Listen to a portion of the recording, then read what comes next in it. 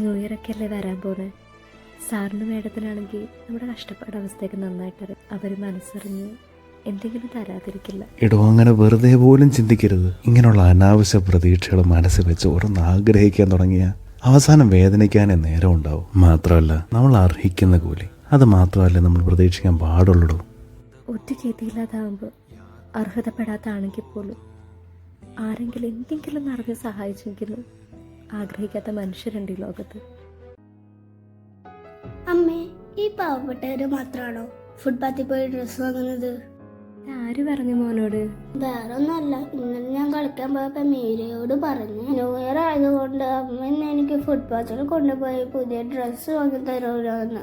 അപ്പൊ അവളെ പറയാ, ഒരു ഗതിയില്ലാതെ പാവപ്പെട്ട ആൾക്കാരൊക്കെയാണ് ഈ നല്ല ദിവസങ്ങളിൽ ഫുട്പാത്തിൽ പോയി ഡ്രസ്സൊക്കെ വാങ്ങണേന്ന്. എന്നിട്ട് എൻ്റെ മോൻ എന്തു പറഞ്ഞു?